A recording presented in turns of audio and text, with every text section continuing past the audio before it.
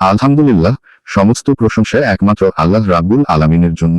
দরুদ ও সালাম বর্ষিত হোক আমাদের প্রিয় নবী মুহাম্মদ সাল্লাল্লাহু আলাইহি ওয়াসাল্লাম, তার পরিবার ও সাহাবাগণের ওপর।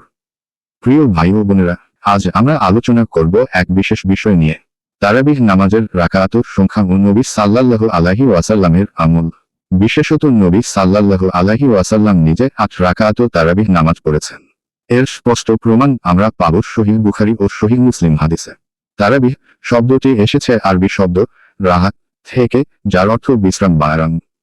নবী সাল্লাল্লাহু আলাইহি ওয়াসাল্লাম ও সাহাবারা যখন দীর্ঘ সময় দাঁড়িয়ে নামাজ পড়তেন, মাঝে মাঝে সামান্য বিশ্রাম নিতেন, তাই একে বলা হয় তারাবিহ নামাজ। এটি আসলে কিয়ামুল লাইল, রাত্রিতে দাঁড়িয়ে কুরআন তেলাওয়াত করার নামাজ। এ বিষয়ে সবচেয়ে স্পষ্ট ও সহিহ হাদিস এসেছে সহিহ বুখারী ও সহিহ মুসলিমে।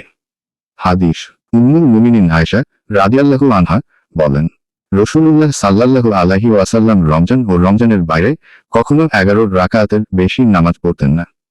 তিনি 4 রাকাতও পড়তেন, তুমি এর সৌন্দর্য ও দীর্ঘতার বর্ণনা দিও না।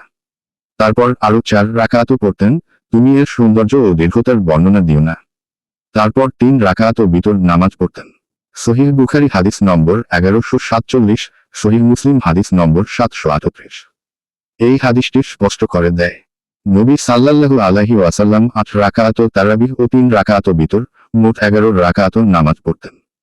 তিনি নামাজ পড়তেন এত দীর্ঘভাবে যে সাহাবারা বলতেন, হে রাসূলুল্লাহ, আপনি নামাজ এত দীর্ঘ করেন যে মনে হয় ফজর চলে আসবে।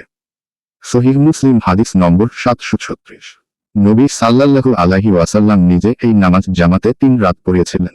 চতুর্থ রাতে বের হননি, কারণ তিনি ভয় করেছিলেন এটি যদি উম্মতের ওপর ফরজ হয়ে যায়।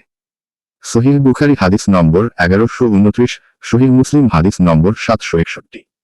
এখানেও দেখা যায় নবী সাল্লাল্লাহু আলাইহি ওয়াসাল্লাম এর নিয়মিত আমল ছিল 8 রাকাত কিয়ামুল লাইল, যা রমজানে আমরা তারাবিহ নামে আদায় করি।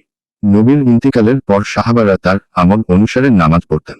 আব্দুল্লাহ ইবনু আব্বাস রাদিয়াল্লাহু আনহু, আব্দুল্লাহ ইবনু উমর রাদিয়াল্লাহু আনহু, আয়েশা রাদিয়াল্লাহু আনহা, তারা সকলেই নবীর 8 রাকাত আমলকে বর্ণনা করেছেন। তাদের কেউ 20 রাকাত পড়ার কথা বলেননি নবীর জীবদ্দশায়, বরং সবাই একমত নবী সাল্লাল্লাহু আলাইহি ওয়াসাল্লাম পড়তেন 8 রাকাত ও 3 বিতর। তবে পরবর্তীতে উমর ইবনুল খাত্তাব রাদিয়াল্লাহু আনহু সাহাবীদের একত্র করে দীর্ঘ নামাজ সহজ করার জন্য জামাতে 20 রাকাতের ব্যবস্থা করেন, যা ছিল প্রশাসনিক সুবিধার জন্য। কিন্তু নবীর আমল ছিল 8 রাকাত। এটি কখনো পরিবর্তিত হয়নি। নবী সাল্লাল্লাহু আলাইহি ওয়াসাল্লাম বলেছেন, যে ব্যক্তি ঈমান ও সওয়াবের আশায় রমজানের রাত্রিতে নামাজ পড়ে, তার পূর্বের সব গুনাহ ক্ষমা করে দেওয়া হয়।